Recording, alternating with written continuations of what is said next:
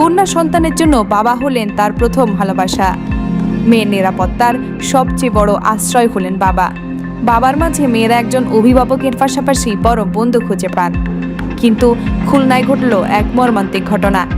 কন্যার আচরণ ও একাধিক প্রেমের সম্পর্কে বিরক্ত হয়ে বাবা নিজ হাতেই হত্যা করলেন মেয়েকে।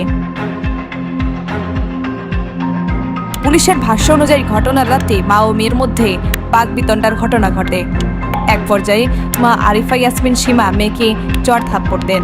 পরে মেয়ে ক্ষুব্ধ হয়ে উঠলে পাশের কক্ষ থেকে বাবা আলিম হোসেন একটি কাঠের লাঠি দিয়ে মেয়ের মাথায় আঘাত করেন।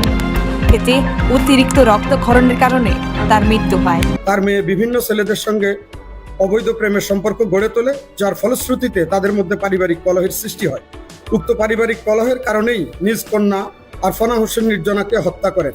তাদের ঘরে তর্কাতর্কির এক পর্যায়ে তার মা তাকে চড় থাপ্পড় দেয়। তার বাবা পাশের রুম থেকে এসে কাঠের একটি বাতা দিয়ে তাকে আঘাত করে।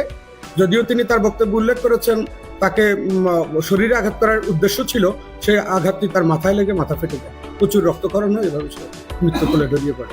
নিহত নির্জনা খুলনা সরকারি ইকবালনগর মাধ্যমিক বালিকা বিদ্যালয়ের 10ম শ্রেণীর শিক্ষার্থী এবং নগরী সোনাডাঙ্গা থানার পশুপাড়া এলাকার বাসিন্দা।